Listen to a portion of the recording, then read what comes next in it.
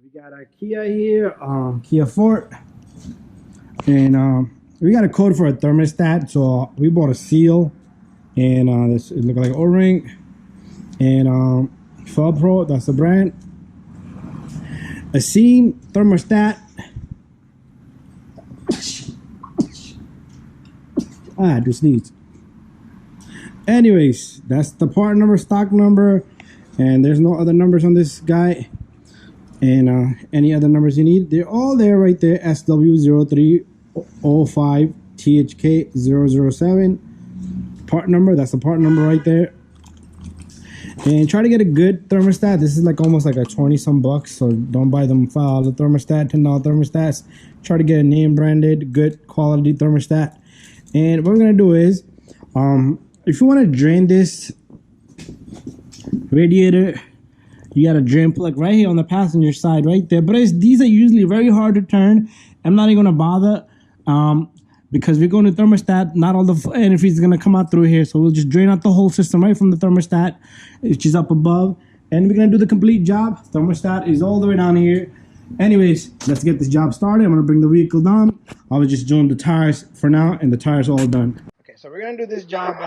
So this is at the end of the video that you're gonna see these tools laying just like this. So you use the 1/4-inch ratchet with a small extension. This is about like 2 inches long, 10mm socket there. We use this little guy.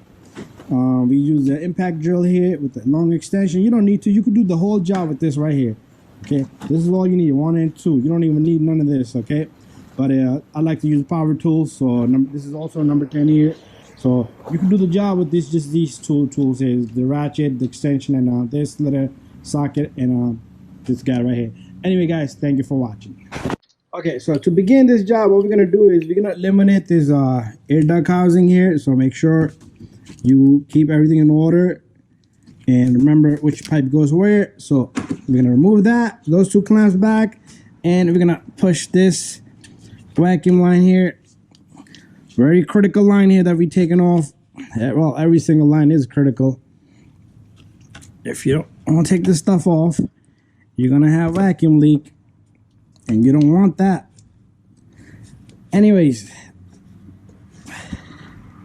well, it might not get that serious, but you want everything back together the way it is. So what we're gonna do is we're gonna pop open this clip, and there's 2 in the back, 1, 2, and this thing lifts up. We need to remove that 10mm, just loosen it a bit. Okay, so I got me a 10mm here. So that's one of the tools you're gonna need so far. And this guy will come right off. If you need to loosen a little bit more, you can do so, but it should pop open. Anyways, this baby's off. Let's put it to the side. So our thermostat is down here. So it's very simple to get to. And if you guys want to remove this, I would not suggest you take off this computer here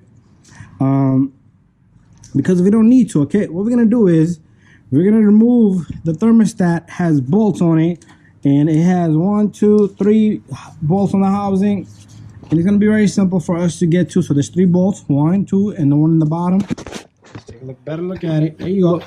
Anyways, let's go a little bit further. What we're gonna do is we're gonna set up a bucket down below, and then we're gonna probably remove this guy right here, or just go straight at the thermostat housing. But I'd rather take off this so I have more clearance. Anyways, let me fix up the bucket down below. Hey guys, you know what I decided? I decided to take this computer off. So what we're gonna do here is we're gonna disconnect this battery. You always want to disconnect battery. And what we'll do is we'll take off the negative instead of a positive. Okay, let's loosen up this guy here.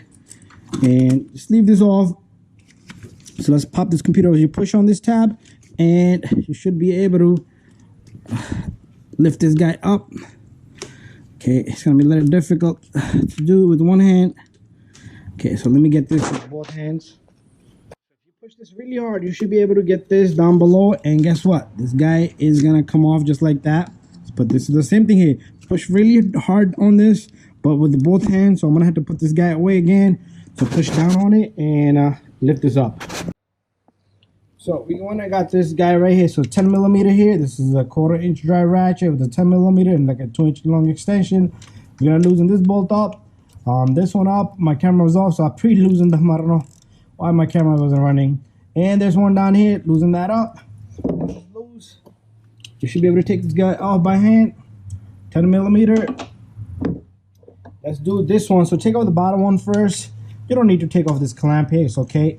And let's remove this guy right here.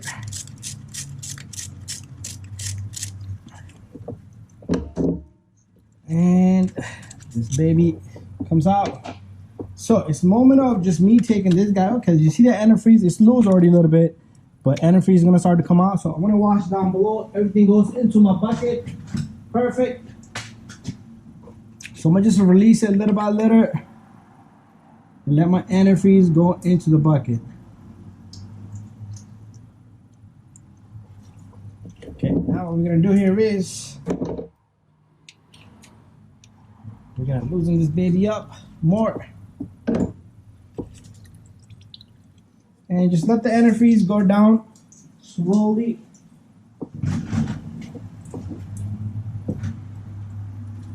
Keep out in the bucket so you don't make a big mess.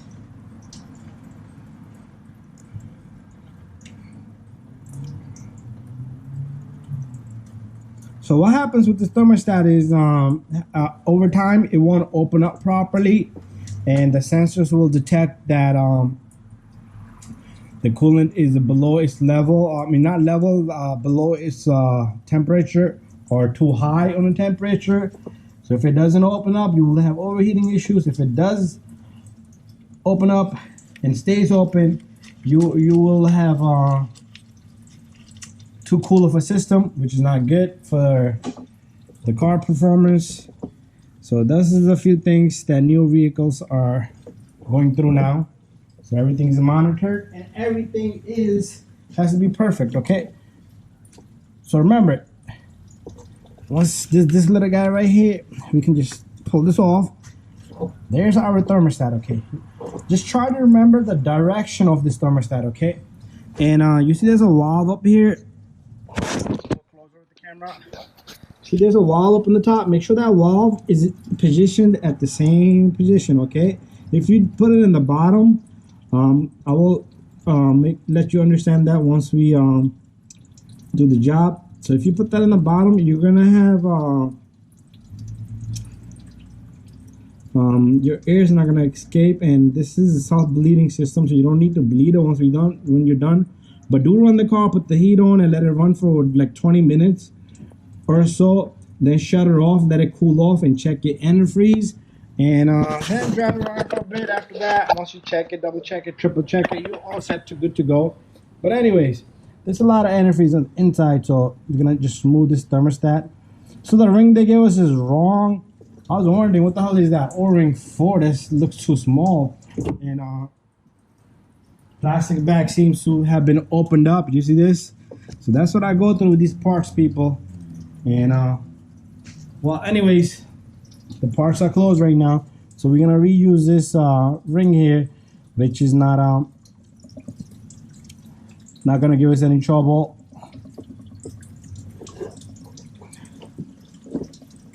All of my antifreeze is going straight into the bucket. This is perfect.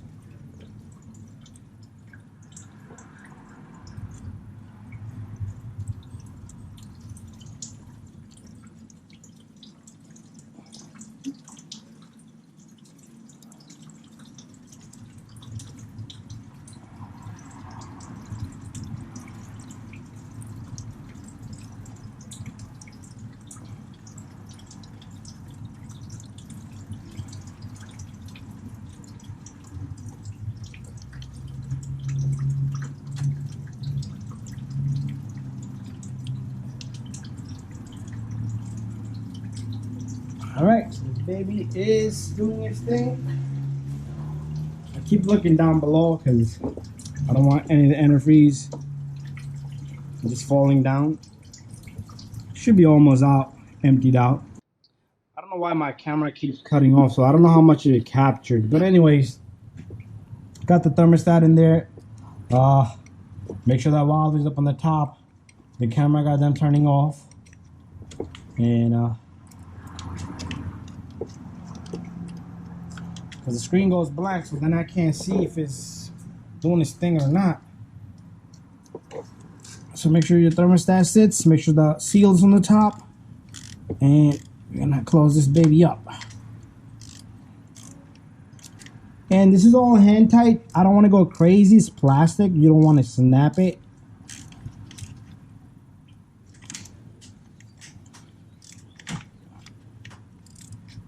There you go.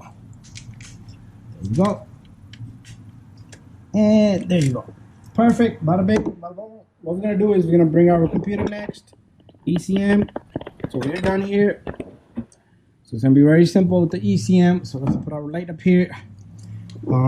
Make sure you double check everything. You can do a pressure test to see if nothing is leaking. So what I'd like to do is, once everything is done, I like to blow air or throw some water on it, and this thing will clean up. But that'll be at the end, because sometimes you have to retake it. Okay, so make sure your hands are dry. And here comes the boom. So this little guy, make sure that it sits on the grommet in the bottom. So this thing simply is gonna go down there.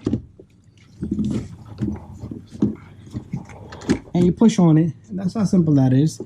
And once you push on it, you're all set.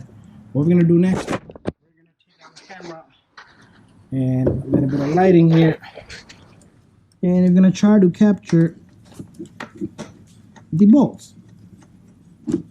1 and 2. Once we have these 2 in, what you want to do is bada bing and bada boom.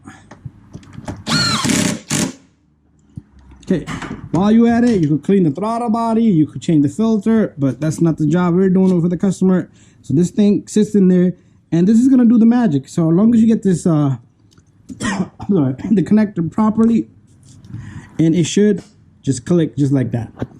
And same thing here. I'm gonna put this on. Once this is on, and this guy is gonna do the magic work for you. And all you do is you push this. Okay, I don't know why my light is blocking the view here. Okay, and make sure it snaps in. You're all set here. Okay, I'm sure you guys are able to do the rest of the job. So make sure you put antifreeze in the system. Make sure you take out your bucket from down below. Make sure you put the pipe in. Make sure you put the pipe in. Make sure you lock up the throttle. Make sure you clamp up the filter. Make sure you put the 2 10mm here. And that's how simple this job is. So you can try to reverse the procedure here, and simply by just putting in this first with one hand. Okay, this thing will sit properly, so nothing can go wrong here. This guy goes in, this guy goes in, this guy goes in, and this guy goes in. So remember, the pipes, vacuum lines, they're different sizes, so you can't, this won't even fit there. So make sure you get it to the proper spot. Okay. This line is coming from the valve cover here. It's the vent pipe. And this one is a vacuum line here. So very important to put these in. And you're going to take your clamp here and put the clamp on. You're going to take the clamp. Put the clamp on. Don't forget. That's it. Bada bing, bada boom. And what we're gonna do is, the last thing we got left here is, we're gonna take this little guy. Okay, if you want to put this in first, you can put in this first, but I don't see no need. Okay, it's easy to get on. And there's 2 10mm we had here. So it's very important. After this, you fill up the antifreeze to the top. So you fill up the bucket, the reservoir bucket here. Well, let's finish at this first.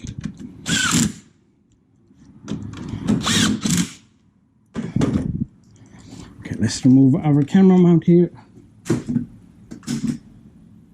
Okay, we're gonna put our battery terminal on. Whoop, that little guy fell down. I have to find him. Okay, there you go. Once that's in there, you can lock this up too. Oh, I'm gonna have to do that off the camera a bit because I can't hold the camera and do that. But anyway, make sure everything is in. Make sure you fill up your radiator and let the car run. I'll put the heat on, the fan speed on medium and the temperature on high and let it run. Keep the eye on the temperature. If you want to rev the engine to 1500 RPMs for like a minute or 2 minutes, then cut it off. Don't damage the engine. Take it easy. For a good 20 minutes, letting the car run. You don't have to run the RPMs to 20 minutes for 1500 RPMs for 15 minutes. Only for a few, probably 30 seconds. But after you put in the antifreeze, put in the antifreeze, make sure you're up to the top. It's probably going to take about a gallon and a half if you drain out even the radiator and everything. Probably take a gallon for now, whatever we took off. So just look at how much it came out. And if you still have the check engine, because you will reset the light once you take off this battery cable. But if you do have the check engine light on, you might have to reset it with the computer. But anyways, that's how you're going to do this job. So the tools that all we used